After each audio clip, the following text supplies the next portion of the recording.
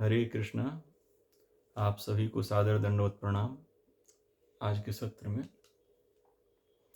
आज हम लोग भगवत तत्व चिंतन भाग 4 में चर्चा करेंगे कि आधुनिक धर्म गुरु इस टॉपिक के ऊपर चर्चा करेंगे। तो आप सभी का स्वागत है। तो सबसे पहले हमको ये समझना चाहिए कि वास्तव में जो एक शिष्य का मूलभूत क्या सिद्धांत, क्या गुण होता है, क्या उसका लक्ष्य होता है और मूलभूत एक गुरु का क्या रोल होता है उसमें।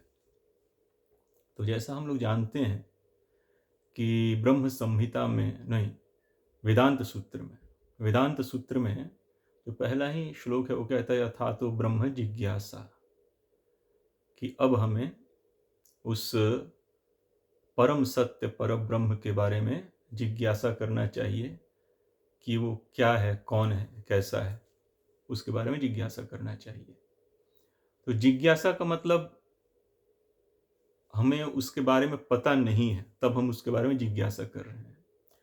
तो उस परम तत्व के बारे में, परम सत्य के बारे में पूर्णता के जानने के लिए हमारे अंदर प्रकट जिज्ञासा हुई है और हम उसको तत्व से जानना चाहते हैं। तो मूलभूत शिष्य का एक ये सबसे उत्तम गुण होता है कि वो परम सत्य के बारे में तत्व से जानना चाहता है और वो यही जानता है कि वो ये जो परम सत्य है वो इंद्रियातीत है, भौतिक इंद्रियों के, मनुष्यों के भौतिक इंद्रियों के परे है। तो इसलिए उसको अपने इंद्रियों के बलबूते पे जानना असंभव है। तो उसको इसको जानने के लिए कोई ऐसे व्यक्ति की तलाश होती है जो उसको उस परम सत्य को तत्वतः जना दे, यानी कि वो खुद भी उस परम तत्व को, परम सत्य को तत्व से जानता हो, तभी तो जनवा सकता है। तो ये गुरु जैसे एक शिष्य का ये गुण होता है, वैसे ही गुरु का भी गुण है। भगवान ने कहा है भागवत गीता के 4थे अध्याय के 34वें नंबर श्लोक में कि तद विधि प्रणिपातेन परिप्रश्नेन सेवया उपदेक्षन्ति ते ज्ञानम ज्ञानिना तत्वदर्शिना, कि एक इस तरह ब्रह्म जिज्ञासा, ब्रह्म परम तत्व के बारे में, परम सत्य के बारे में जिज्ञासा रखने वाले व्यक्ति को एक तत्वदर्शी व्यक्ति से सेवा भाव से समर्पित होकर, विनम्रता से समर्पित होकर उसे प्रश्न पूछकर अपने इस परम सत्य संबंधित जिज्ञासा को उनके सामने प्रकट करके उन तत्वदर्शी से जानना चाहिए। तो तत्वदर्शी मतलब जिनको उस परम सत्य का पूर्णता से, तत्व से साक्षात्कार हो चुका है, क्योंकि यदि वो स्वयं नहीं जानते हैं तो जनवाएंगे कैसे।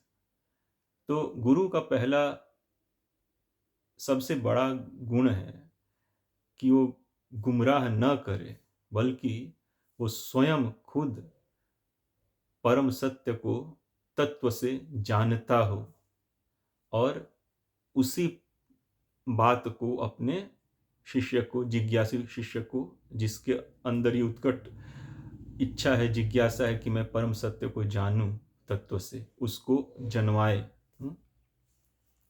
और ये शब्द के माध्यम से होता है, वाणी के माध्यम से होता है। वाणी और शब्द के माध्यम से गुरु जो है उस परम सत्य को तत्वतः अपने शिष्य को जनवा देता है।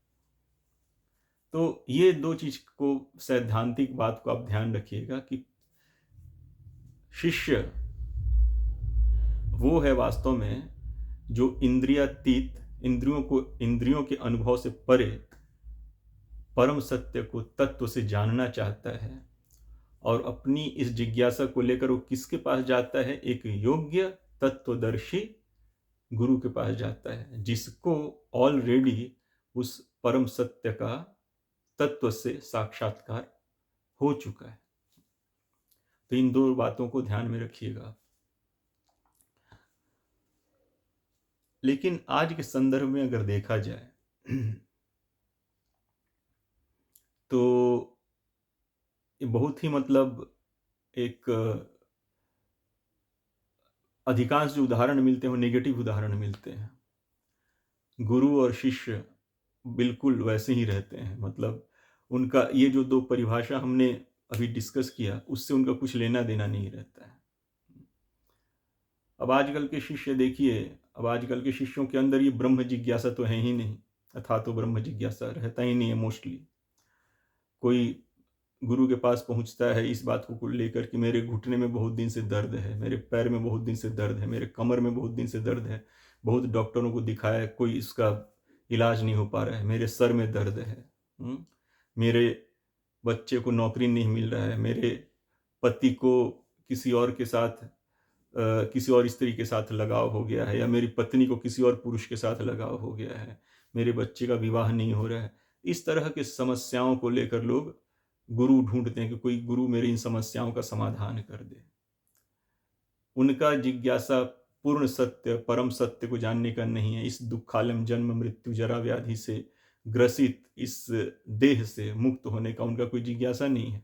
दुखी हैं देह से, लेकिन वो सोचते हैं कि मेरे देह के दुख को कोई दूर कर दे। इस देह के बंधन को दूर करने वाला कोई हो ना हो, लेकिन मेरे देह के में जो दुख है उसको दूर कर दे।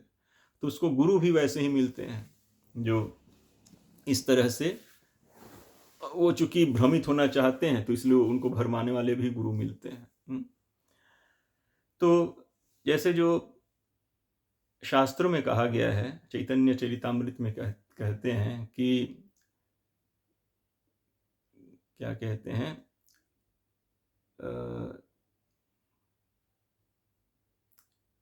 किम वा विप्रो किम वा न्यासी, किम वा विप्रो किम वा न्यासी शूद्रो क्या नो न है, जय कृष्ण तत्ववेत्ता से गुरु है। तो परम सत्य अथा तो ब्रह्म जिज्ञासा, वो पर ब्रह्म कौन है? भगवान श्री कृष्ण है। एक्चुअली परम सत्य भगवान श्री कृष्ण है, और उन्हीं को जो तत्व से जानता है, वो भले वो विप्र हो यानी ब्राह्मण हो, या शूद्र हो, या सन्यासी हो, कोई भी हो, उसका दैहिक स्थिति कुछ भी हो, लेकिन यदि वो तत्व से परम सत्य पर ब्रह्म श्री कृष्ण को जानता है तो वो गुरु बनने का अधिकारी है। वो गुरु बन सकता है, क्योंकि वही परम सत्य पूर्ण सत्य कृष्ण को जन्मा सकता है। अर्जुन ने भागवत गीता में कहा है कृष्ण के प्रति कि पर ब्रह्म परम धाम पवित्रम परमम भवान पुरुषम शाश्वतम दिव्यमादि देवम अजम विभुम आहुस्त्वाम ऋष्यः सर्वे देवर्षि नारदस्तथा असितो देवलो व्यास स्वयं च ब्रवीषि में, कि श्री कृष्ण को कहते हैं कि आप ही पर ब्रह्म हैं, आप ही परम धाम हैं, आप ही परमात्मा हैं, आप ही परम पुरुष हैं, शाश्वत पुरुष हैं, आपसे ही सब कुछ उत्पन्न है, सर्व कारण कारण आप ही हैं, आप ही विभु, सबसे महान आप ही हैं। और ऐसा सारे ऋषि मुनि कहते हैं, असित देवल व्यास नारद, जितने भी ऋषि मुनि सब यही कहते हैं, और आज स्वयं आप भी अपने श्रीमुख से ही बात कह रहे हैं। ब्रह्म वैवर्त पुराण में भी लिखा हुआ है कि वंदे कृष्णम गुणातीतम परब्रह्म अच्युत यतः आविर्बभु प्रकृति ब्रह्मा विष्णु शिवादयः, कि मैं भगवान श्री कृष्ण की वंदना करता हूँ कि जो गुणातीत हैं, माया के गुणों से जो अतीत हैं, माया के गुणों के जो स्वामी हैं, माया के जो स्वामी हैं, और स्वयं पर ब्रह्म हैं, अच्युत हैं, और जो प्रकृति ब्रह्मा विष्णु शिव आदि के आज उनके कारण है, उनसे उत्पन्न है प्रकृति, उनसे ही प्रकृति शिव ब्रह्मा विष्णु ये सब उन्हीं से निकलते हैं, उन्हीं से उत्पन्न है। और महाभारत में कहा गया है कि सत्ये प्रतिष्ठितः कृष्ण सत्यमत्र प्रतिष्ठितम सत्यात् सत्यम च गोविंद तस्मात् सत्यपि नामतः, कि सत्य में कृष्ण ही प्रतिष्ठित हैं और कृष्ण में सत्य ही प्रतिष्ठित है, और स्वयं श्री कृष्ण गोविंद ही समस्त सत्यों के परम सत्य हैं, इसलिए उनका एक नाम सत्य है, श्री कृष्ण का एक नाम सत्य है। और भगवान श्री कृष्ण भी कहते हैं भागवत गीता में, अहम सर्वस्य प्रभो मत्तः सर्वं प्रवर्तते इति मत्वा भजन्ते मां बुधा भाव समन्वितः, फिर भगवान कहते हैं अहम आदिनि देवानाम महर्षिणाम च सर्वशः। फिर भगवान कहते हैं भोक्ताराम यज्ञ तपसाम सर्वलोक महेश्वरम सुहृदम सर्वभूतानाम ज्ञात्वा माम शांतिम रक्षति। फिर भगवान कहते हैं 15वें अध्याय के 19वें श्लोक में कि यो माम एव सम्मूढ़ो जानाति पुरुषोत्तमम स सर्वविद भजति माम सर्वभावेन भारत। तो भगवान अनेक शास्त्र कहते हैं और भागवत गीता में भगवान ने स्वयं भी अपने श्रीमुख से कहा है कि हाँ, मैं ही सर्व कारण कारण हूँ, मैं ही परब्रह्म हूँ, मुझसे ही सारी सृष्टि भौतिक आध्यात्मिक जो कुछ है सब मुझसे ही उत्पन्न है, मुझसे ही पालित, मुझसे ही संचालित, मुझसे ही नियंत्रित नियमित है। तो भागवत गीता से, महाभारत से और श्रीमद् भागवतम भी कहता है एते चाम सकला पुंस कृष्णस्तु भगवान स्वयं, कृष्ण जो है स्वयं भगवान है। तो इस तरह, और ब्रह्म संहिता का पहला श्लोक ही है कि ईश्वरः परमः कृष्णः सच्चिदानंद विग्रहः अनादिरादिर गोविंद सर्व कारण कारणम। तो इस तरह से, और गोपाल तापनी उपनिषद भी कहता है, क्या कहता है, तस्मात् कृष्ण एव परो देवास तम यजेत तम भजेत तम रसयेत, ऐसा करके कहता है कि परम देव परम ईश्वर जो है भगवान श्री कृष्ण ही हैं, उन्हीं का ध्यान करना चाहिए, उन्हीं का भजन करना चाहिए, उन्हीं में रमना चाहिए इत्यादि। तम यज्ञेत, और उन्हीं का यज्ञ उन्हीं के प्रति करना चाहिए। तो इस तरह से तमाम श्रुति स्मृति ग्रंथ जो हैं भगवान श्री कृष्ण को ही पर ब्रह्म परमात्मा परमेश्वर स्वयं भगवान बताती हैं। और जैसा हमने कहा कि चैतन्य चरितामृत में जो कहा गया है कि किम वा विप्र किम वा न्यासी शूद्र ज्ञानो नाय जय कृष्ण तत्ववेत्ता से ही गुरु है, कि जो परम सत्य पर ब्रह्म श्री कृष्ण को तत्व से जानता है, वो भले शूद्र हो, सन्यासी हो, चाहे ब्राह्मण, कुछ भी हो, वो वही गुरु बनने का अधिकारी है, वही दूसरों को कृष्ण को तत्व से बता सकता है। तो कृष्ण को तत्व से जानने का क्या लाभ क्या है? तो भगवान कहते हैं भागवत गीता के चौथे अध्याय के 9वें श्लोक में कि जन्म कर्म च में दिव्यम एवं यो वेति तत्वतः त्यक्त्वा देहम पुनर्जन्म नायति मामेति सो अर्जुन, कि जो मेरे जन्म और कर्म की दिव्यता को तत्व से, सच्चाई से जानता है, वो देह त्यागने के बाद दोबारा देह धारण नहीं करता। क्यों? क्योंकि वो मुझे प्राप्त करता है, मेरे पास आ जाता है। और भगवान ने कहा अंत काले च मामेव स्मरण मुक्त्वा कलेवरम यह प्रयाति समद्भाव में याति नास्ति यत्र संशयः, कि अंत काल में जो केवल मेरा ही स्मरण करते हुए देह छोड़ता है वो निश्चित रूप से मुझे प्राप्त करता है, इसमें कोई संदेह नहीं है। और मुझे प्राप्त करने का क्या मतलब होता है भगवान कहते हैं, तो भगवान ने 8वें अध्याय में कहा है कि मामुपेत्य पुनर्जन्म दुःखालयम शाश्वतम नाप्नुवन्ति महात्मानः संसिद्धिम परमाम गतः, कि मुझे प्राप्त कर लेने के बाद जीव जो है वो इस दुःखालय में लौट कर नहीं आता। क्यों? क्योंकि वो परम सिद्धि मामुपेत्य पुनर्जन्म दुःखालयम नाप्नुवन्ति महात्मानः संसिद्धिम परमाम गतः, और क्योंकि वो मुझे प्राप्त करने का मतलब वो वापस इस दुःखालय में नहीं आता।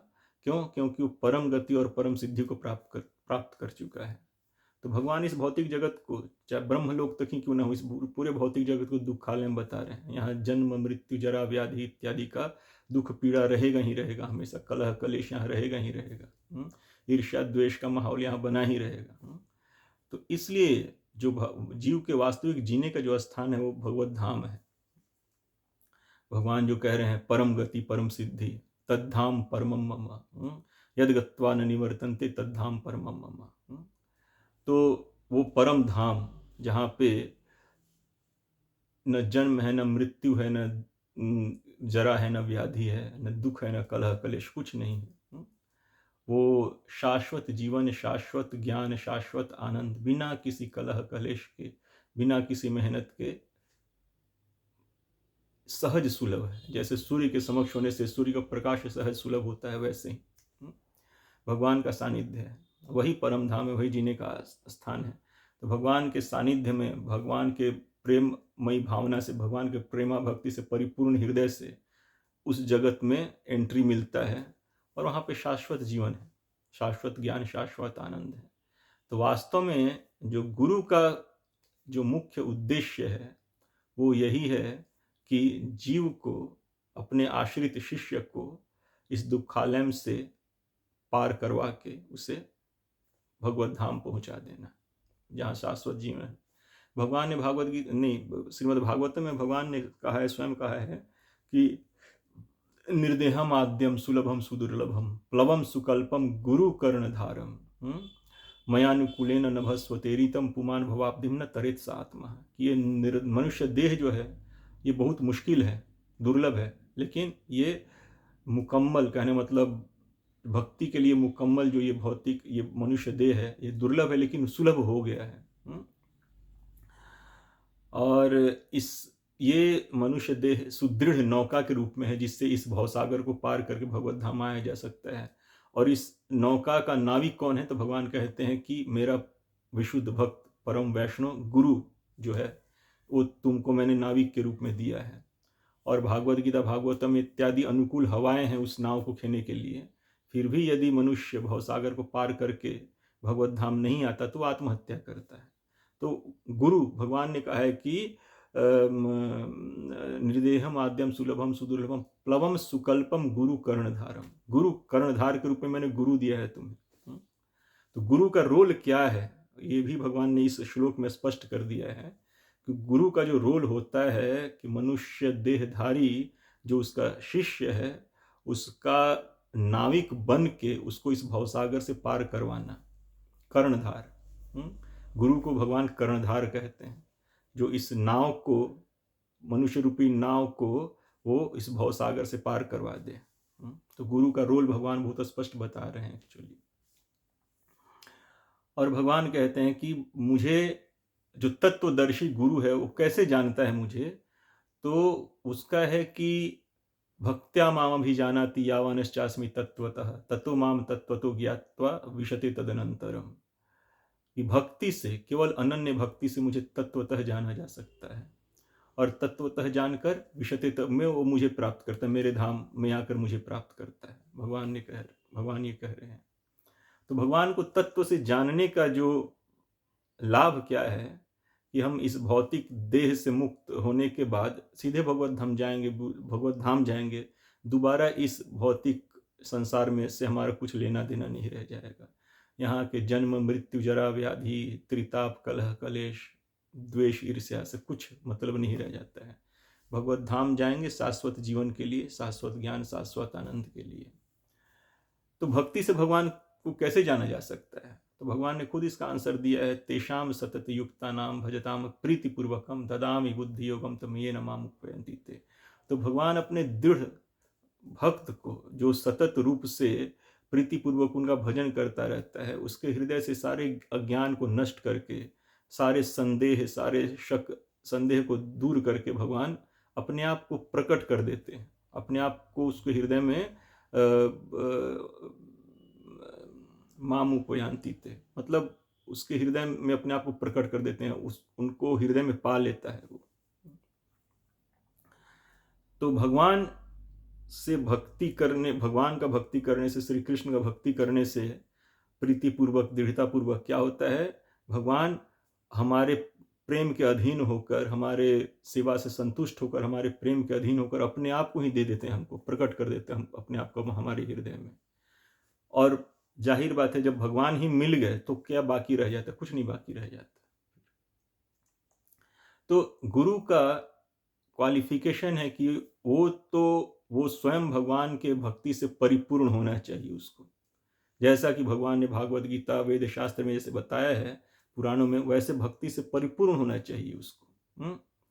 और परिपूर्ण होकर उसके हृदय में भगवान प्रकट रहते हैं, और वही अपने हृदय में प्रकट भगवान को अपने योग्य शिष्यों को दे देता है। तो ये गुरु शिष्य का जो कॉम्बिनेशन है वो वास्तव में पूर्ण सत्य को जानकर, पर ब्रह्म को जानकर, उनसे प्रेम पूर्वक संबंध पुनः जागृत करके, सुसुप्त जो प्रेम पूर्वक उनसे संबंध है उसको जागृत करके वापस वहां जाना, भगवत धाम जाना। यही वास्तव में गुरु और शिष्य के कॉम्बिनेशन का पर्पस यही है। तो गुरु को भी वैसा ही योग्य होना चाहिए और शिष्य को भी वैसा योग्य होना चाहिए। कोई भी भक्ति योग से कम कोई भी है तो वो गुरु बनने का अधिकारी नहीं है। जैसे आपको श्लोक पढ़वाते हैं, जैसे 6ठे अध्याय का जो 46 नंबर श्लोक है उसको आप पढ़िए एक बार। भगवान ने 6ठवें अध्याय के 46 नंबर श्लोक में कहा है, तपस्वीभ्यो अधिको योगी ज्ञानीभ्यो अपि मतो अधिकः कर्मीभ्यश्चाधिको योगी तस्माद् योगी भव अर्जुन। योगी पुरुष तपस्वी से, ज्ञानी से तथा सकाम कर्मी से बढ़कर होता है। अतः हे अर्जुन, तुम सभी प्रकार से योगी बनो। तो योगी में भी कर्म योगी, ज्ञान योगी, ध्यान योगी, हठ योगी, भक्ति योगी, बहुत योगी होता है ना। तो कौन सा योगी? तो भगवान 47 नंबर योग में श्लोक में क्लैरिफाई करते हैं कि योगी नाम अपि सर्वेषां मद्गतेनंतरात्मना श्रद्धावान भजते यो माम समयुक्त तमो मतः। और समस्त योगियों में से जो योगी अत्यंत श्रद्धा पूर्वक मेरे परायण है, अपने अंतःकरण में मेरे विषय में सोचता है और मेरी दिव्य प्रेमा भक्ति करता है, वह योग में मुझसे परम अंतरंग रूप से युक्त रहता है और सबों में सर्वोच्च है। यही मेरा मत है। और आगे अर्जुन पूछते हैं फिर 12वें अध्याय में, तो आप सुनिए एक बार कि 12वें अध्याय में अर्जुन क्या पूछते हैं।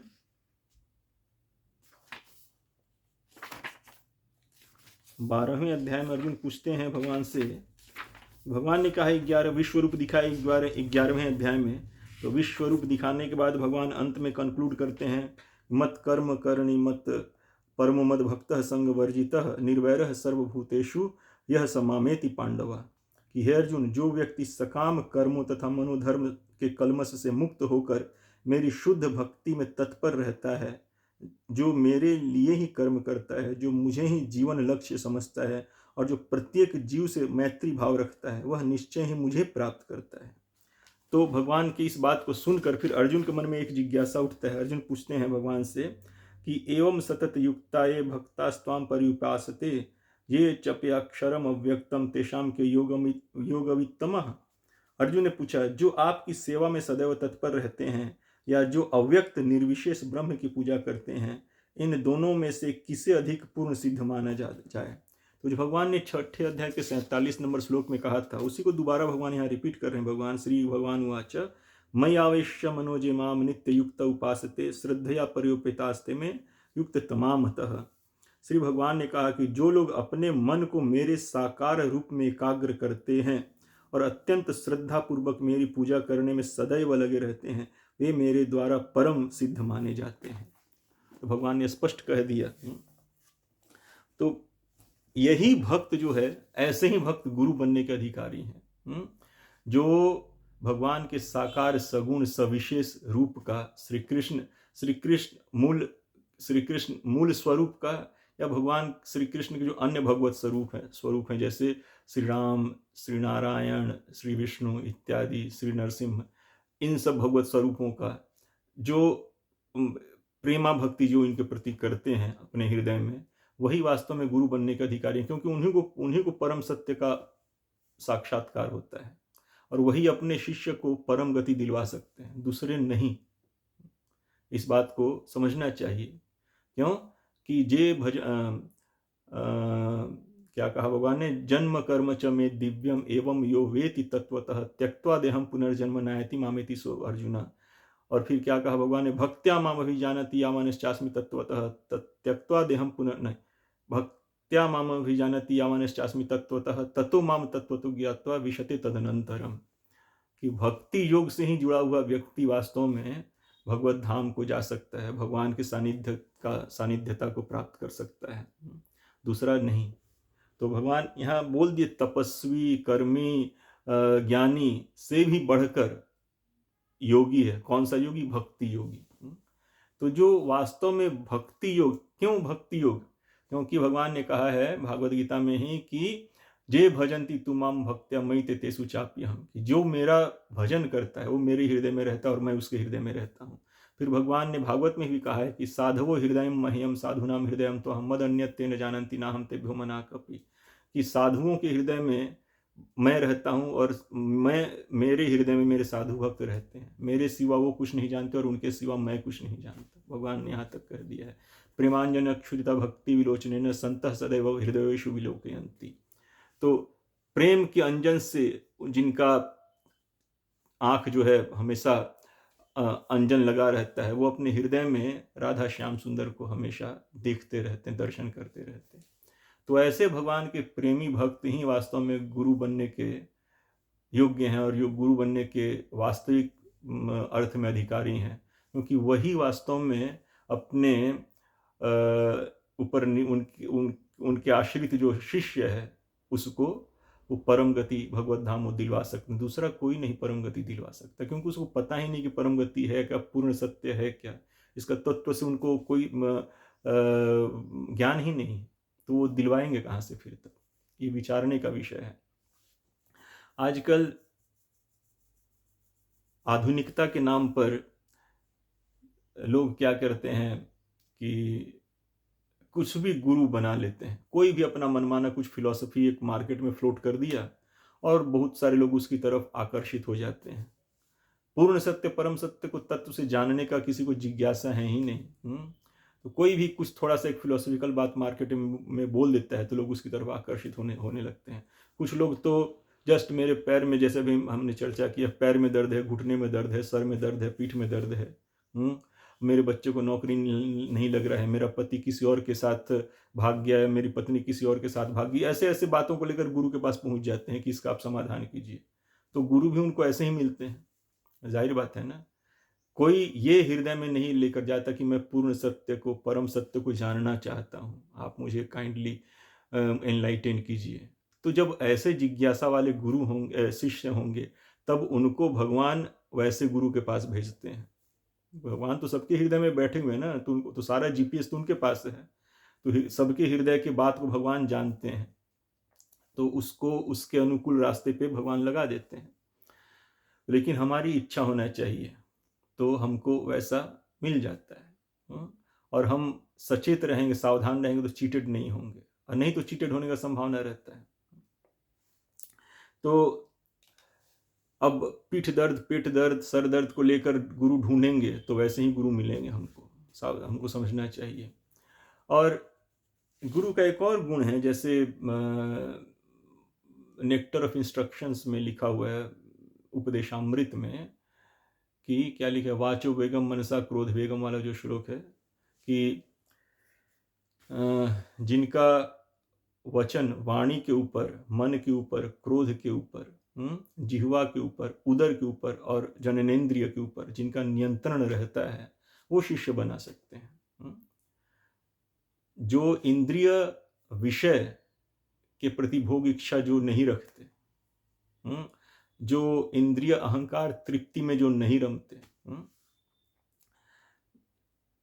जैसे वाचो बेगम मनसा क्रोध बेगम, वाच वाणी के ऊपर जिनका, वाच के वेग के ऊपर, बोलने की इच्छा के ऊपर जिनका नियंत्रण है, मन की इच्छाओं के ऊपर जिनका नियंत्रण है, क्रोध के ऊपर जिनका नियंत्रण है, जो जिनका जिह्वा के ऊपर नियंत्रण है, जिनका उदर के ऊपर नियंत्रण है, भूख प्यास के ऊपर जिनका नियंत्रण है, और जिनका जननेन्द्रिय के ऊपर नियंत्रण है, वो वास्तव में वही हायर ट्रूथ को रियलाइज कर सकते हैं और फिर वही उस हायर ट्रूथ को दूसरों को बता समझा सकते हैं।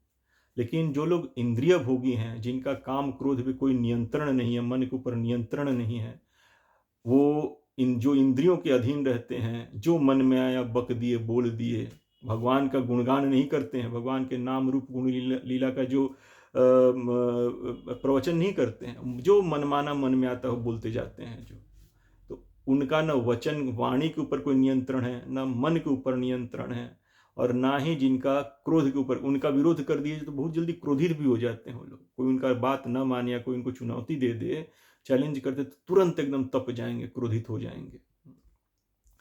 तो क्रोध के ऊपर नियंत्रण नहीं है, ना ही क्या खाना पीना है, सदाचार जीवन के ऊपर कोई नियंत्रण नहीं है, भूख प्यास पर नियंत्रण नहीं है, और जननेन्द्रिय के अर्ज के ऊपर भी जिनका नियंत्रण नहीं है। तो ऐसे लोग गुरु बनने के योग्य नहीं है, उनको शिष्य नहीं बनाना चाहिए। ये सावधानी का बात है। जैसे भगवान ने भागवत गीता में दूसरे अध्याय में कुछ बात कहा, उसको पढ़ के सुनाता हूं मैं आपको।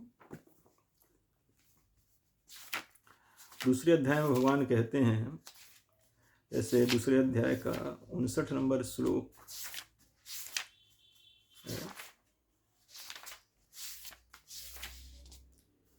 हाँ, 58 नंबर श्लोक है दूसरे अध्याय का। यदा संहरते चायं कुर्मोऽङ्गानीव सर्वशः इन्द्रियाणि इन्द्रियार्थेभ्य तस्य प्रज्ञा प्रतिष्ठिता।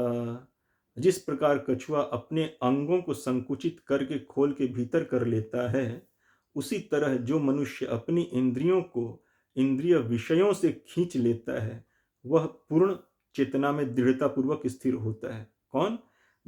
जो मनुष्य अपनी इंद्रियों को इंद्रिय विषयों से खींच लेता है वह पूर्ण चेतना में दृढ़ता पूर्वक स्थिर होता है।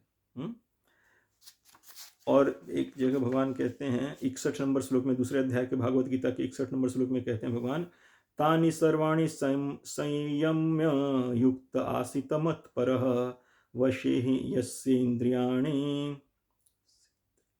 तस्य प्रज्ञा प्रतिष्ठिता। जो इंद्रियों को पूर्णतया वश में रखते हुए इंद्रिय संयमन करता है और अपनी चेतना को मुझ में स्थिर कर देता है वह मनुष्य स्थिर बुद्धि कहलाता है। तो इंद्रियों को संयम करने का मतलब क्या होता है? इंद्रियों को विषयों से संयम करके भगवान की सेवा में लगाना। अदरवाइज जस्ट मैकेनिकली इंद्रियों को रोक कर कोई फायदा नहीं है। जब तक इंद्रियों के भोग इच्छा को नियंत्रित करके उनको भगवत सेवा में नहीं लगाते हैं तब तक वो जस्ट एक मैकेनिकली इंद्रियों को रोकना, वो जस्ट क्या कहते हैं, एक मैकेनिकल प्रोसेस है, जबरदस्ती रोकना है नहीं, उसको उसके वास्तविक पर्पस में लगाना चाहिए। जैसे भगवान ने इसको भी कहा है, इस बात को,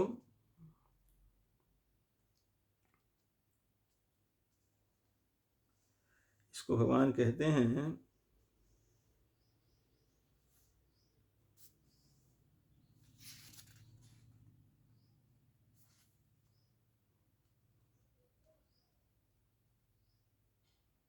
एक श्लोक था इसमें, यहाँ पे भगवान ने कहा है, एक मिनट,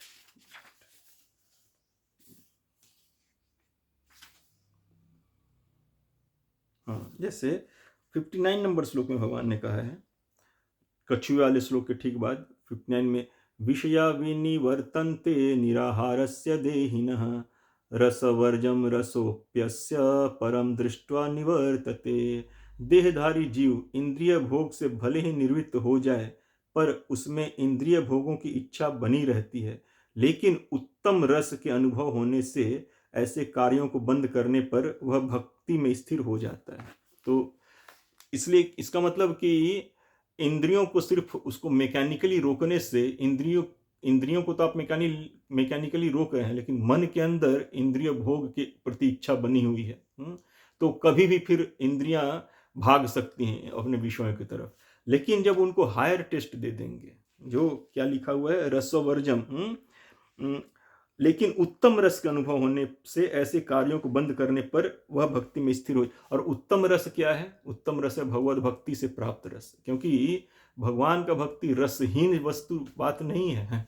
भगवान का सेवा करने पे उसमें आनंद प्राप्ति होता है। जो लोग भगवान का सेवा करते हैं, भगवान का नाम जप करना, कीर्तन करना इत्यादि, कथा श्रवण करना, कथा बोलना, जो भगवान के नाम रूप गुण लीला के कीर्तन में लगता है, उनको रसानुभूति होता है, उत्तम रस का अनुभूति होता है। और जब इस उत्तम रस का अनुभूति होता है तो उनको ये निकृष्ट रस जो है, इंद्रिय विषय का रस, वो छूट जाता है अपने आप। तो इस बात को हमको समझना चाहिए, ये गुरु का ये सब लक्षण है। इंद्रिय को विषयों से हटाकर भगवान में लगाता है और उत्तम रस, सर्वोत्तम रस का अनुभव करता है। जैसे भगवान ने कहा है 5वें अध्याय के 22वें श्लोक में कहा है कि ये ही संस्पर्शजा भोगा दुख योनय एवते आद्यांतवंत कौन्तेय न तेषु रमते बुधः, कि जो लोग इंद्रिय और विषय के संपर्क से मिलने वाले क्षणिक सुख को भोगते हैं तो ये वास्तव में दुख का योनि है। और जो लोग बुद्ध हैं वो इंद्रियों के क्षणिक सुख में नहीं फंसते, वो उत्तम रस यानी भक्ति, सर्वोत्तम रस जो है भक्ति का रस, उसमें अपने इंद्रियों को समाहित करते हैं, उस रस का अनुभूति करते हैं। तो वो फिर उनकी इंद्रियां विचलित हो ही नहीं सकती फिर कभी, ये हमको समझना चाहिए। और भगवान कहते हैं या दूसरे अध्याय के 69 नंबर श्लोक में कि या निशा सर्वभूतानां तस्याम जागृति संयमी यस्याम जागृति भूतानि सा निशा पश्यतो मुने, कि जो सब जीवों के लिए रात्रि है वह आत्म संयमी के जागने का समय है, और जो समस्त जीवों के जागने का समय है वह आत्मनिरीक्षक मुनि के लिए रात्रि है। यानी जिन बातों में सांसारिक भोगी लोग रमते हैं उन बातों में भक्ति योगी नहीं रमता। जो जीवन में हायर ट्रूथ, हायर रियलाइजेशन के प्रति जो लोग इच्छुक रहते हैं वो इन सांसारिक रमण में वो नहीं रमते। जिसमें देखते हैं सांसारिक लोग, कहीं डिस्को हो रहा है, कहीं मूवी हो रहा है, कहीं क्रिकेट मैच हो रहा है, कहीं न्यूज चल रहा है, तो उसमें रमना शुरू कर देते हैं। लेकिन जो योगी हैं, जो हायर ट्रूथ्स को रियलाइज करना चाहते हैं, वो उनके लिए इस सब चीज़ों में कोई रस नहीं रहता है। उनके लिए तो परमात्मा में, भगवान में रमना ही उनके लिए रस होता है। तो और जो कि सांसारिक लोगों के लिए उसमें रस नहीं मिलता है। तो जिसमें सांसारिक लोग, भौतिकवादी लोग जिसमें रमते हैं उसमें योगी लोग, भक्ति योगी लोग नहीं रमता, और जिसमें भक्ति योगी लोग रमते हैं उसमें सांसारिक लोग नहीं रमता। दोनों का टेस्ट अलग है, बिल्कुल ये ध्यान रखना चाहिए। दोनों का टेस्ट और दोनों का जो आनंद का जो स्रोत है, सुख का जो स्रोत है, अलग है। योगियों का जो स्रोत, सुख का स्रोत है भगवान श्री कृष्ण है। उनके नाम रूप गुण लीला इत्यादि से मिलने वाला, उनके सेवा से मिलने वाला प्राप्त सुख उनको सुख देता है। उनको ये भौतिक भोग सुख नहीं देता है। और उसके विपरीत जो लोग सांसारिक भौतिकवादी लोग हैं उनको ये भौतिक भोग जो सुख देता है वो भगवान श्री कृष्ण का भक्ति, उनको सुख प्राप्त नहीं हो पाता। क्यों? क्योंकि आचार्य लोग इसका उदाहरण देते हैं कि जैसे किसी जॉन्डिस का जो रोगी है उसका इलाज मिश्री से होता है, लेकिन और वो जब मिश्री खाता है तो शुरू में उसको कड़वा लगता है, लेकिन वही मिश्री खाते खाते जब उसका जॉन्डिस का रोग, पीलिया का रोग जब ठीक हो जाता है तो वही रस, वही मिश्री उसको मीठा लगने लगता है। तो हम सांसारिक लोग हैं, हमको क्या है कि भौतिक सुख में ही सुखानुभूति होते हैं, आध्यात्मिक भगवत भक्ति के सुख का अनुभूति हमको नहीं हो पाता है सांसारिक लोगों को। लेकिन जब भगवान का भक्ति करते करते हमारी इंद्रियां शुद्ध हो जाएंगी तो ही भगवान का भक्ति ही हमको परम सुख देगा, परम आनंद देगा। तो इसमें कॉन्टेक्स्ट में जस्ट मैं कहना चाहता हूँ कि आधुनिक गुरुओं, जैसे हमने अभी देखा कि जो भगवत भक्त हैं वही हमारा वास्तव में मार्गदर्शन करके हमें परम गति दिलवा सकते हैं। दूसरे लोगों में ये क्षमता नहीं है। लेकिन आज के युग में प्रॉब्लम क्या है कि कोई भी गुरु बनने के लिए बहुत ही इच्छुक रहता है कि मैं कुछ फॉलोअर्स बना लूँ, मेरा ये का तो लोग, और उसके उनके पास कैसे लोग पहुंचते हैं, वैसे ही लोग पहुंचते हैं, मेरा ये काम हो करवा दीजिए, मेरा वो काम करवा दीजिए, मुझे इलेक्शन जितवा दीजिए, ये ब्ला ब्ला, ये ऐसा ऐसा एजेंडा लेकर लोग पहुंचते हैं। और वो जैसे भी हो, किसी कारणवश मान लीजिए अगर सफल हो जाए तो उनके नज़र में वो महासिद्ध व्यक्ति बन जाते हैं। हालांकि उनका जो सिद्धि है वो कर्म फल से मिलता है, किसी मनुष्य के वश में नहीं है कि वो किसी के कर्म फल को बदल दे। एक्चुअली वो किसी को मिलता है तो कोई सिद्धि, दुख, सुख जो ही मिलता है भौतिक को, उसका कर्म फल है। और इत्तफाकन अगर किसी के कहने से अगर वैसा हो जाता है तो लोग समझते हैं कि बहुत बड़ा सिद्ध व्यक्ति, जबकि वैसा होता नहीं। तो इस बात को समझना चाहिए। जैसे आजकल आधुनिक युग में क्या होता है कि लोग, बहुत सारे लोग हैं वो वेद वेदांत के नाम पर नकली सिद्धांत का प्रोपेगेंडा फैलाते हैं। बहुत सारे भारत के, अब कोई भी गेरुआ वस्त्र धारण कर लेता है और तो लोग उसको साधु सन्यासी समझने लगते हैं। लेकिन वास्तव में साधु सन्यासी पोशाक से कम और अंदर से ज़्यादा होता है। लोग भीतरी परिवर्तन जब तक नहीं हो तब तक आप साधु सन्यासी नहीं कहलाएंगे। सिर्फ गेरुआ धारण करने से कोई साधु सन्यासी नहीं बन जाता है। गेरुआ धारण कर लेते हैं और फिर भी उनको अपने ही इसका क्या कहते हैं, सर्वाइवल का चिंता सताता रहता है। अरे अब भोजन कहाँ से मिलेगा, लंच हो गया, डिनर कहाँ मिलेगा, डिनर हो गया तो ब्रेकफास्ट कहाँ मिलेगा। उसको इस तरह का चिंता, पहने हुए गेरुआ लेकिन उनको इस तरह का चिंता सताता रहता है। तो ऐसे लोगों के चंगुल में नहीं फंसना चाहिए। और बहुत सारे लोग ऐसे भी होते हैं जो गेरुआ पहन लेते हैं, वेद वेदांत का कुछ थोड़ा सुपरफिशियली पढ़ लेते हैं और कुछ बात ऐसा बोल देते हैं जिससे वो देश विदेश में मशहूर हो जाते हैं। स्वामी बन जाते हैं, ये हंस बन जाते हैं, स्वामी बन जाते हैं, बहुत कुछ बन जाते हैं वो लोग। लेकिन वास्तव में कहते तो हैं कि हम वेद वेदांत का प्रचार कर रहे हैं, वैदिक सिद्धांतों का प्रचार कर रहे हैं, लेकिन वो वैसा मूलभूत वैसा करते नहीं हैं। उनके जीवन में सदाचार का अभाव रहता है। अब एक सदाचारी जीवन जिसका नहीं है वो अपने आप को कैसे वैदिक कह सकता है? कोई मांसाहार करता हो, कोई मद्यपान करता हो, दूसरे जीवों के शरीर का भक्षण करता हो, जो आप उसको कैसे कह सकते हैं कि वो वेद वेदांतिस्ट है? नहीं है। जब तक वेद वेदांत द्वारा प्रतिपादित सदाचार को जो नहीं फॉलो करता अपने जीवन में, वो कैसे वेद वेदांत का प्रचार कर सकता है और कैसे लोग उसको स्वीकार कर सकते हैं? ये गलत है एक्चुअली। जैसे अभी आप लोगों ने हाल में देखा होगा कि दिल्ली में एक केस आया था कि दवा के असली बोतल, असली डब्बे के अंदर नकली दवा भरकर बेच रहे थे लोग। कैंसर का शायद दवा था वो।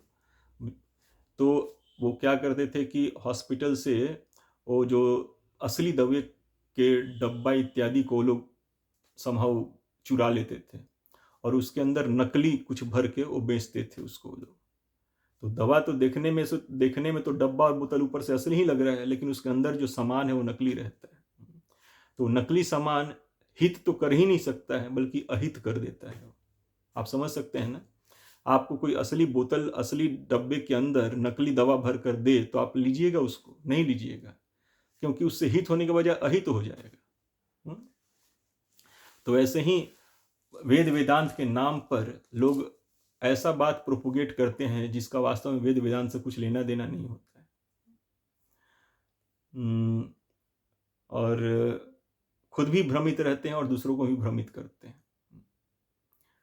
जो भगवान का भक्त नहीं है, जो भगवान के साकार सगुण सविशेष रूप का उपासक नहीं है, श्री कृष्ण का, राम का, हरि विष्णु नारायण का जो उपासक नहीं है, वो वास्तव में किसी को परम गति नहीं दिलवा सकता।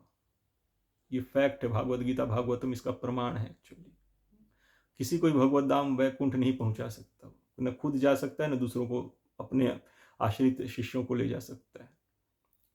तो इसलिए बहुत सावधान रहना चाहिए। बहुत लोग, जैसे अभी हमने सुना ना, भगवान ने स्वयं कहा, अर्जुन ने पूछा था कि निराकारवादी और आपके उपासकों में कौन श्रेष्ठ है? तो भगवान ने कहा कि मेरा जो साकार सगुण सविशेष रूप का जो प्रेमी भक्त है वो श्रेष्ठतम है। मतलब एकदम सुपरलेटिव आंसर दिया भगवान ने, श्रेष्ठतम है। तो इस बात को हमको समझना चाहिए कि अब जैसे मान लीजिए निराकार, जैसे मान लीजिए कोई सुबह छत पर आप कभी जाइएगा तो अनुभव करने का प्रयास कीजिएगा, सूर्योदय से पहले, सूर्योदय से 1-2 घंटा पहले छत पर जाइएगा तो देखिएगा अंधेरा रहता है, और अंधेरा, घोर अंधेरा रहता है, और अंधेरे के बाद थोड़ा थोड़ा पौ फटना शुरू होता है, उजाला शुरू होता है। और ऐसा भी होता है कि सूर्योदय के ठीक पहले पूरा उजाला फैल जाता है। सूर्य भी आकाश में नहीं आया, लेकिन उजाला पूरा फैल गया है। तो साकार सूर्य का निराकार निर्विशेष उजाला फैल जाता है, और कोई बस वही देखकर लौट आता है, तो फिर उसको तो साकार, उस निराकार प्रकाश का जो साकार स्रोत है उसका तो अनुभव नहीं हुआ उसको। वो अगर थोड़ा धैर्य करता, थोड़ा और वेट करता, तो उस निराकार प्रकाश के साकार स्रोत सूर्य को देख पाता कि वास्तव में उस पूरे प्रकाश का जो स्रोत है ये साकार सूर्य है एक्चुअली। तो ऐसे ही लोग वेद वेदांत उपनिषद में कहते हैं कि अरे भगवान को तो यहाँ निर्गुण बताया गया है, सगुण निर्गुण निराकार बताया गया है। लेकिन गोपाल तापनी भी उपनिषद ही है, राधिको उपनिषद भी है। तो इसमें भगवान के साकार सगुण रूप को बताया गया कि सर्वोच्च सर्वोपरि यही भगवान का साकार रूप है, श्री कृष्ण को कहा गया है गोपाल तापनी उपनिषद, राधिको उपनिषद में। लेकिन खैर, अब कुछ एक उपनिषद में भगवान के साकार सगुण सविशेष रूप का उतना वर्णन नहीं है। तो लेकिन आप थोड़ा वेट कीजिए, कर्म कांड, ज्ञान कांड, उपासना कांड, थोड़ा आगे पंचम वेद पर भी आइए ना। वेद ही कहता है कि इतिहास पुराण जो है पंचम वेद है, इतिहास पुराण पंचम वेद है। तो महाभारत, रामायण, श्रीमद् भागवतम तक आइए आप। उपनिषद में भी गोपाल तापनी उपनिषद, राधिक उपनिषद, ये सब उपनिषद भगवान श्री कृष्ण को ही सर्वोपरि बताता है। लेकिन उपनिषद से भी आगे चलकर थोड़ा और आप देखिएगा, पुराण में, महाभारत में, रामायण में भगवान के साकार सगुण सविशेष रूप का प्रमुखता से, प्रधानता से बताया गया है और सर्वोच्च सर्वोपरि बताया गया है उसको, कृष्णस्तु भगवान स्वयं।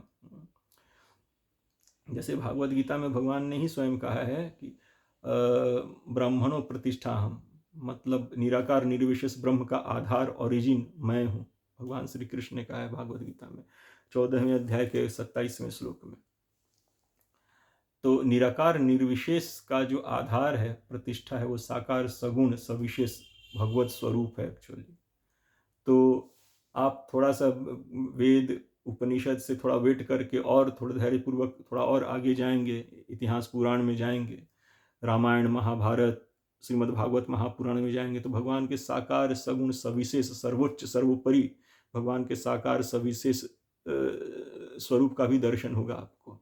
तो जैसे सूर्य का वेट किए बिना आप जस्ट सूर्य के प्रकाश को देखकर मॉर्निंग में आप चले आए तो सूर्य का दर्शन नहीं हुआ, लेकिन थोड़ा धैर्य पूर्वक आप छत पर और रुक जाते तो उस निराकार निर्विशेष प्रकाश का जो स्रोत है सूर्य, साकार सूर्य, उसको भी देख सकते।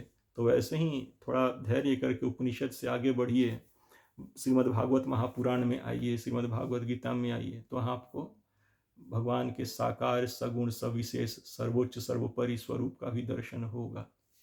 तो भगवान के जो साकार सगुण सविशेष रूप के उपासक हैं वही उन्हीं को आगे चलकर भगवत सानिध्य प्राप्त होता है, जो निराकार निर्विशेष ब्रह्म के उपासक को नहीं होता है। तो गुरु वही है जो भगवान के साकार सगुण सविशेष श्री कृष्ण स्वरूप या श्री कृष्ण के जो अन्य भगवत स्वरूप हैं, राम नारायण नरसिंह इत्यादि का जो उपासना करते हैं, प्रेमा भक्ति करते हैं, वही वास्तव में हम शिष्यों को या हम जीवों को परम गति परम सिद्धि तक पहुंचा सकते हैं। दूसरों में ये सामर्थ्य क्षमता नहीं है। अब कोई कहता है कि मैं ही राम हूं, मैं ही कृष्ण हूं, लेकिन राम कृष्ण के स्वरूप से उनका कोई मैच ही नहीं है वास्तव में। राम कृष्ण प्रकट हुए और अंतर्धान हो गए, और उनके श्री विग्रह में बुढ़ापा का रोग का कोई नामो निशान कभी नहीं था। हमेशा नव यौवनम च, हमेशा नव यौवन ही रहे वो। जब तक श्री लीला में प्रकट रहे नव यौवन रहे, उनको कोई बुढ़ापा रोग कुछ नहीं होता था उनको। भगवान का सच्चिदानंद विग्रह प्रकट हुआ, सच्चिदानंद विग्रह अंतर्धान हो गया। तो आप कहते हैं कि हम राम कृष्ण हैं, तो वो तो कहने से नहीं हो जाते हैं ना। जब अर्जुन ने भगवान से कहा कि आप पर ब्रह्म है, परमात्मा है, सर्वेश्वर हैं, तो हमारे संतुष्टि के लिए अर्जुन ने कृष्ण से कहा कि आप विश्व रूप भी दिखा दीजिए। तो भगवान ने कह दिया यह कस्थम जगत कृष्णम पश्चाद सचराचरम मम देहे गुड़ाकेश दृष्टवा यच्चान्य दृष्टुमिच्छसि, कि अपने देह के एक अंश से भगवान ने विश्वरूप प्रकट कर दिया। और उसके पहले भगवान ने बोल दिया था 10वें अध्याय के 42वें श्लोक में कि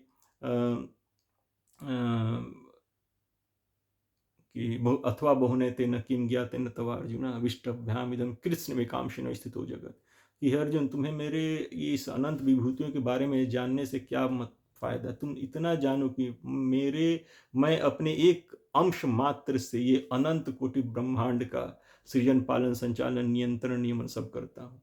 और फिर उसी एक अंश से भगवान ने अपने देह के मम देह गुड़ाकेश, अपने देह के एक अंश से भगवान ने पूरा विश्व रूप प्रकट करके दिखा भी दिया अर्जुन को। तो अर्जुन घबरा गए थे फिर उसके बाद। और भगवान ने तो बाल लीला में भी विश्व रूप दिखा दिया था, अपने श्रीमुख के अंदर अपने माता को पूरा अनंत सृष्टि दिखा दिया, तो माँ घबरा गई। ऐसा कई बार उन्होंने किया है। तो भगवान किसी को कह देना कि मैं ही राम कृष्ण हूँ, ये उचित नहीं है, आपको प्रमाण देना चाहिए। कोई अपने आप को साईं राम साईं श्याम कहता है, तो कहने से नहीं होता है ना। वो कहे चाहे उनके शिष्य इस बात का प्रचार कर दें, तो इसका विरोध करना चाहिए। और जब आप राम कृष्ण अपने आप को कह के अपना क्रेज मना रहे हैं, तो जो वास्तव में जो राम कृष्ण हैं उन्हीं का हम पूजा, जो ओरिजिनल जो राम कृष्ण है उनका पूजा क्यों नहीं करें? उनका छोड़कर फिर आपको क्यों पूजें? हम जो ओरिजिनल है उन्हीं को पूजना चाहिए। और ऐसे ही अब कोई कहता है जीवन में सदाचार है नहीं, मांसाहार भी करते हैं, मदिरापान भी करते हैं, फिर भी अपने आप को वेदांती इत्यादि कहते हैं, जबकि मांसाहार मद्यपान ये सब वर्जित है वास्तव में। ये वैदिक संस्कृति नहीं है। कोई तर्क कर सकता है तो तर्क करने के लिए कुछ कहा नहीं जा सकता है, लेकिन वैदिक संस्कृति नहीं है। आप स्वयं विचार कीजिए कि किसी साधु सन्यासी को आप मांसाहार करते या मदिरा पान करते या किसी स्त्री का संग करते देखेंगे तो आपको झटका लगेगा कि नहीं लगेगा? झटका लगेगा आपको ना। तो ऐसे ही ये हमारे संस्कृति का हिस्सा नहीं है, वैदिक संस्कृति का पार्ट नहीं है ये। तो जो अपने आप को वेदांत का एम्बेसडर कहते हैं, प्रचारक कहते हैं, तो उनको वेदांत के हिसाब से ही जीवन जीना चाहिए, उसके विरोध में नहीं, अपने मन से नहीं। अपने मन से आप क्या बनाकर दे दीजिएगा?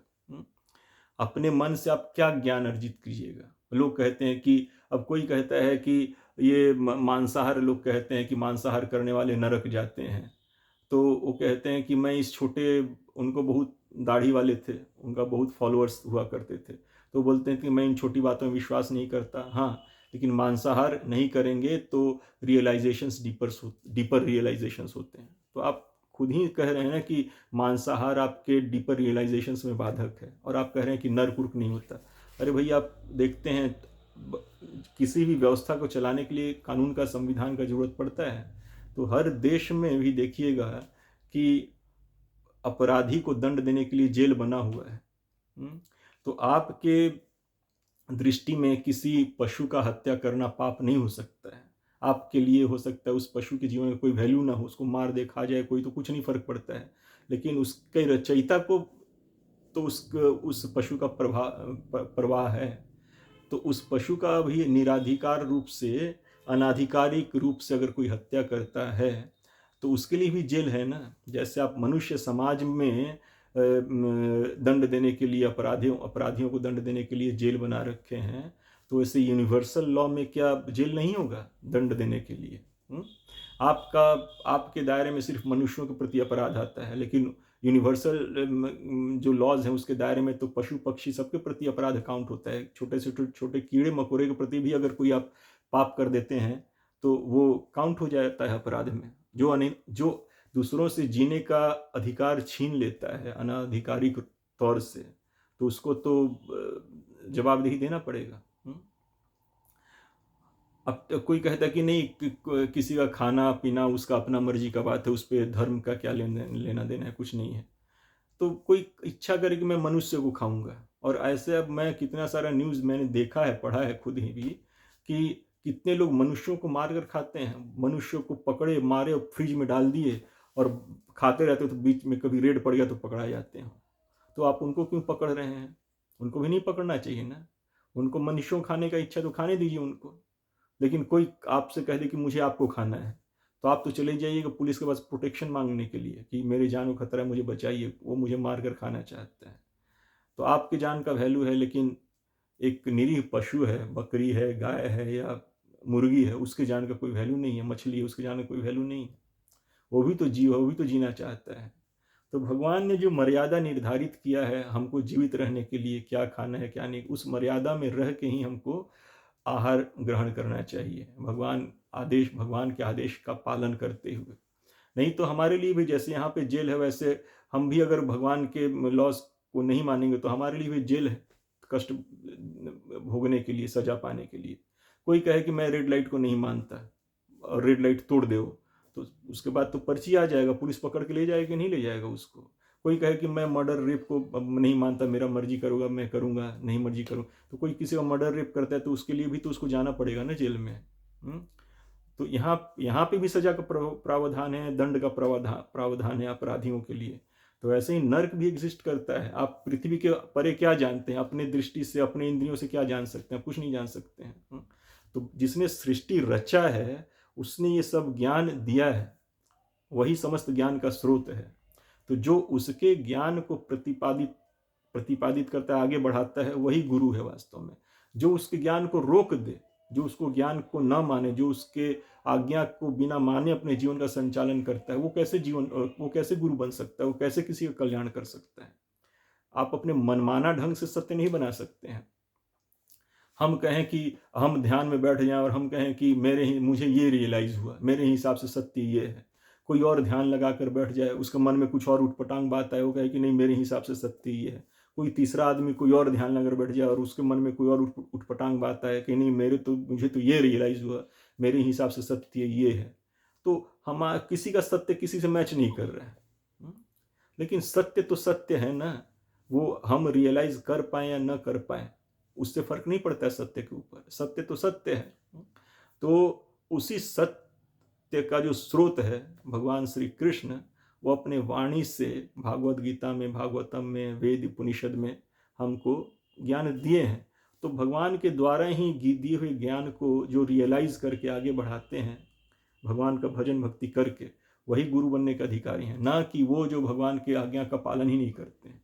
भगवान के द्वारा कहे गए बातों को उल जलूल, जो सूटेबल लगा मुझे उसको स्वीकार किया, जो थोड़ा अनसुटेबल लगा, जो लगा कि नहीं मेरे से ये नहीं हो पाएगा, मेरे इंद्रिय अहंकार भोग में ये बाधक है, तो इसको मैं छोड़ दूं, तो और इसको मैं जस्ट करने की नहीं, इसका कोई ज़रूरत नहीं है, तो जस्ट ऐसे ही कहने के लिए लिखा हुआ है, तो ना मानूं उस बात को, तो थोड़ी मैं वेदांतिस्ट और वेद का ज्ञाता हो गया और प्रचारक हो गया, नहीं। तो ऐसे लोगों से सावधान रहना चाहिए कि भगवान इस सृष्टि को चलाने के लिए, क्योंकि इस भौतिक जगत में सभी भोग प्रवृत्ति के लोग हैं, सभी एक दूसरे को डोमिनेट करना चाहते हैं, तो भगवान मर्यादा निर्धारित करते हैं ताकि कोई दूसरे के आज़ादी में, दूसरे के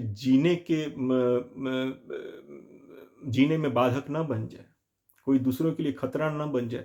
इस समाज में भी जो संविधान नियम कानून बनाया गया है, उसको तो सभी को जीने का अधिकार देने के लिए बनाया गया है ना, कि कोई किसी से उसके जीने का अधिकार छीनता है तो भाई उसके लिए दंड है। वैसे ही हमारी दृष्टि में हो सकता है एक चिड़िए का, एक कीट का, एक पतंग का, एक पशु का कोई मतलब नहीं हमारी दृष्टि में, लेकिन भगवान की सृष्टि में है, भगवान उसको जीने का अधिकार दिए हैं, तो उसको कोई बाधक पहुंचाता है अकारण अनाधिकारिक रूप से, तो जाहिर बात है कि वो भगवान के नियम के कानून के अंदर वो पकड़ा जाएगा। तो गुरु वो है जो अपने शिष्यों को पाप के रास्ते से बचाता है। ऐसा नहीं कि जो मर्जी खाओ, कोई दिक्कत नहीं है, मांसाहार करना है मांसाहार करो, शाकाहार करना है शाकाहार करो, मदिरा पान करना है मदिरा पान करो, जस्ट तुम मेरा ध्यान किया करो और कुछ बात नहीं, और सब चलेगा। वो गुरु नहीं होता है। गुरु वो है जो भगवान के द्वारा बनाए गए नियम कानून को अपने शिष्य को बताता है कि ये करो और ये मत करो, पाप कर्म से बचाता है अपने शिष्य को, ना कि पाप कर्म उसको धंसा देगा। तो इस तरह जो आज के आधुनिक युग के जो गुरु हैं, वो सुविधाजनक जस्ट अपना फॉलोअर्स बढ़ाने के लिए कि मेरे फॉलोअर्स बढ़ जाएं, ताकि मेरा क्या कहते मेरा धंधा चलता रहे, तो ऐसा फॉलोअर्स बढ़ाने के लिए कुछ नहीं होगा उससे। जो फॉलोअर्स बढ़ा कर क्या, जैसे वो प्रचार करते हैं, जैसे इस तरह के प्रचारक हैं, बहुत प्रचारक हैं ना हमारे यहाँ के, जो वेद इत्यादि का, वैदिक सिद्धांतों का विदेश में यहाँ वहाँ जाकर बहुत प्रचार किए हैं, लेकिन हम उनका तो नाम जानते हैं, ये स्वामी, ये आनंद, ये वो, ऐसा उनका नाम तो हम जानते हैं, लेकिन उन्होंने प्रचार क्या किया वो हम नहीं जानते हैं। लेकिन जो आइडियल गुरु, एक आदर्श गुरु श्रील प्रभुपाद जी हैं, श्रील प्रभुपाद जी को कम लोग जानते हैं, लेकिन जो उन्होंने प्रचार किया भगवान के नाम रूप गुण लीला का, वो अधिक लोग जानते हैं। तो इसी से पता चलता है कि कौन वास्तव में गुरु है और कौन गुरु नहीं है। जो परम सत्य भगवान श्री कृष्ण के नाम रूप गुण लीला इत्यादि का प्रचार करता है, वो वास्तव में गुरु है। जो अपना प्रचार करता है वो गुरु नहीं है, अपने यश के लिए जो काम करता है वो गुरु नहीं है, वास्तव में वो हमारा कल्याण नहीं कर सकता। तो हमको ऐसे चीटर से अपने आप को बचाना चाहिए। तो कॉन्क्लूड करने के लिए, वास्तव में गुरु जो है, शिष्य का जिज्ञासा क्या होता है? ब्रह्म जिज्ञासा, परम सत्य को तत्व से जानने का जिज्ञासा। और वो कौन बता सकता है? जिसने स्वयं पर ब्रह्म का पूर्णता से, तत्व से साक्षात्कार किया है।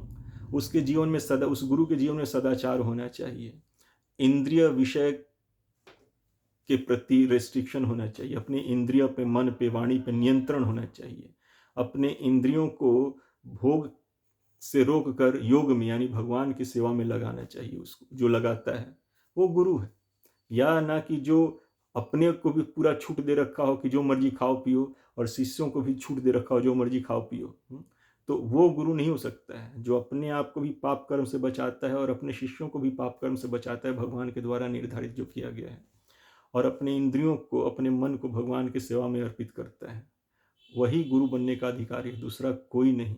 और वही हमको परम गति दिलवा सकता है, वही हमको भगवत धाम पहुंचा सकता है, खुद भी भगवत धाम जाता है और हमको भी भगवत धाम लेकर जाता है।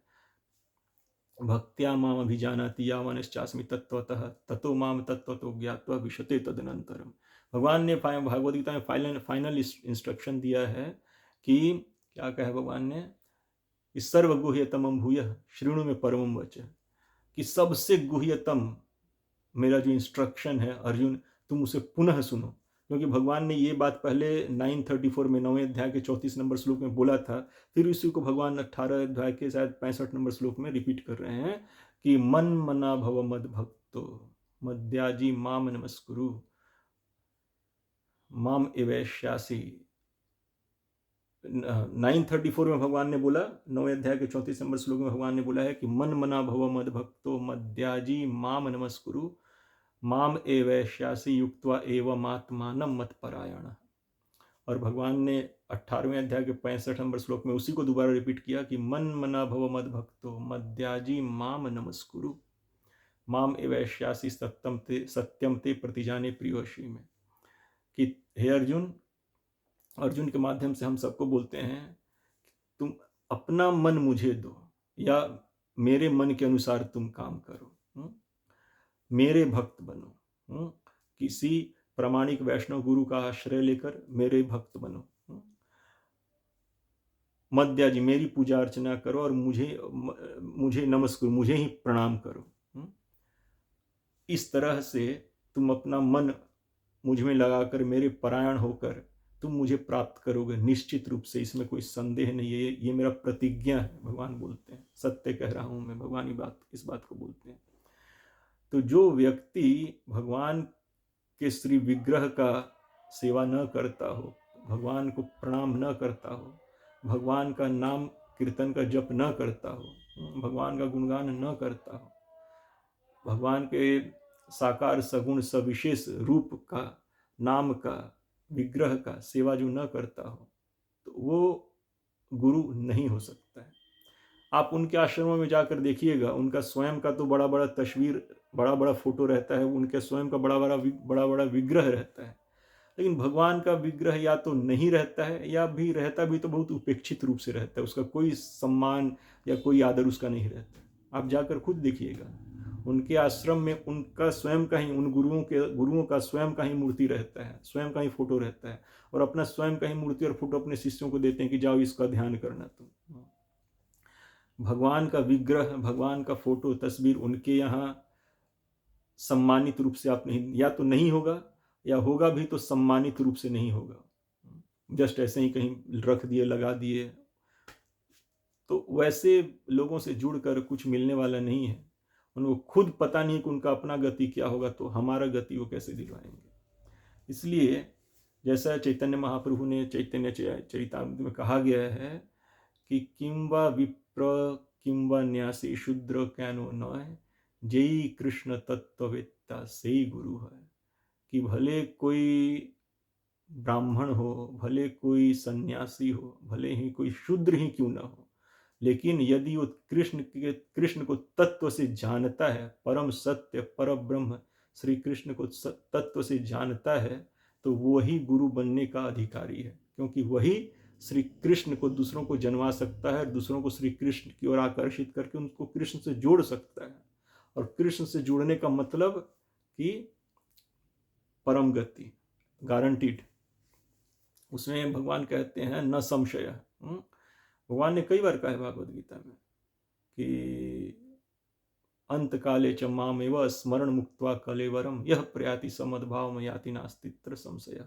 कि जो अंत काल में मेरा ही स्मरण करते हुए देह छोड़ता है, वो मुझे प्राप्त करता है, मेरे भाव को प्राप्त करता है, इसमें कोई संदेह नहीं है। फिर भगवान दोबारा बोलते हैं तस्मात् सर्वेषु कालेषु मम स्मर युद्धय च मयर्पितो मनोबुद्धिर माम एवैष्यासि असंशय। कि हे अर्जुन, अर्जुन के माध्यम से हम सबको, मुझे सर्व कालेषु, सब समय, सदा मेरा तस्मात् सर्वेषु कालेषु मम अनुस्मर युध्यतम, हर काल में, हर समय, हर देश काल में तुम मेरा स्मरण करो, बार बार, मतलब विदाउट ब्रेक, कॉन्टिन्यूअस स्मरण करते रहो तुम मेरा, और अपना जो भी सांसारिक एक्टिविटी करते हुए मेरा कॉन्टिन्यूअस स्मरण करते रहो, और मुझ में ही अपना मन बुद्धि समर्पित करो, मेरे ही बारे में चिंतन मंथन जो भी करना है, मेरे नाम रूप गुण लीला इत्यादि को समझने का प्रयास करते रहो, मुझ में ही अपना मन लगाए रहो, अपना स्मृति स्मरण मुझ में ही लगाए रहो, तुम माम एवैष्यासि असंशय, तुम मुझे प्राप्त करोगे बिना संशय के। तो भगवान गारंटी देते हैं, किसी और की गारंटी का वैल्यू हो ना हो, लेकिन भगवान का गारंटी तो गारंटी ही असंशय, असंशय। किसी और की गारंटी पे आप भले विश्वास करें या ना करें, लेकिन जब भगवान गारंटी देते हैं असंशय, असंशय कह के बार बार, सत्यम ते प्रतिजाने, प्रतिज्ञा करते हैं, कहते हैं मैं प्रतिज्ञा कर रहा हूँ, मैं सत्य कह रहा हूँ, और बिना संशय के तुम मेरी इस बात को मानो, तो हमको उस बात को मानना चाहिए। तो वास्तव में भगवान श्री कृष्ण के ही जो विशुद्ध अनन्य भक्त होते हैं, जिनका इंद्रिय भोग इत्यादि में मन नहीं लगता, बल्कि भगवान के नाम रूप गुण लीला इत्यादि में ही मन लगता है, और वो हमारे दुखों का समूल नाश करना चाहते हैं, हमको इस दुखालयम से निकाल कर सुखालयम जो भगवत धाम है वहाँ पहुँचाना चाहते हैं, उन्हीं को गुरु के रूप में स्वीकार करना चाहिए। वही परम तत्वदर्शी हैं, वही परम कृपालु हैं, और वही भगवान श्री कृष्ण को अपने हृदय में रखते हैं, और हमें भी भगवान श्री कृष्ण को दे सकते हैं, और वही गुरु बनने के अधिकारी हैं। तो हमें सावधान होके जानना चाहिए कि शिष्य का क्या क्वालिफिकेशन है, गुरु का क्या क्वालिफिकेशन है। कहा जाता है ना कि पानी पीजिए छान कर और गुरु कीजिए जान कर। तो ये सावधानी से, अगर गलत रास्ते पे चल पड़े, किसी के गलत लोग का फॉलो करने शुरू कर दिए, तो हमारा दुर्गति हो जाएगा। एक्चुअली आप गलत रास्ते पे जा रहे हैं, बहुत मेहनत कर रहे हैं, उससे क्या मिलेगा आपको? क्योंकि गलत रास्ता ही आपने चुन लिया, तो आप जितना मेहनत कीजिए कुछ भी नहीं मिलेगा। जैसे आप भूसी है, भूसी को जितना मर्जी कूट लीजिए सुबह से शाम तक, रात तक, उसमें से चावल का एक दाना नहीं निकल सकता है, उससे कुछ लाभ नहीं होगा। लेकिन यदि सही रास्ते पे आप 10 कदम भी चल रहे हैं तो सार्थक है एक्चुअली। तो अपने के प्रति सावधान रहिए, जानिए कि परम गति परम सिद्धि क्या है, जैसा भगवान ने भागवत गीता में बताया है, और गुरु का क्या क्वालिफिकेशन है, कि उसके सदाचार होना चाहिए, श्री कृष्ण के प्रति समर्पित होना चाहिए पूर्णतया, वो गुरु बन सकता है। उसमें कोई काम क्रोध लोभ मोह मद मात्सर्य का कण मात्र भी उसमें कोई जगह नहीं है, उसके चेतना, उसके हृदय में। तो ऐसा शुद्धतम भगवान का जो भक्त है, विशुद्धतम भगवान का भक्त, साधु भक्त जो है भगवान का, वो गुरु बनने के योग्य होता है। तो उसको ही गुरु के रूप में स्वीकार करना चाहिए। तो इसके साथ हरे कृष्णा, दंडवत प्रणाम। फिर दोबारा अगली वीडियो में मिलेंगे। हरे कृष्णा।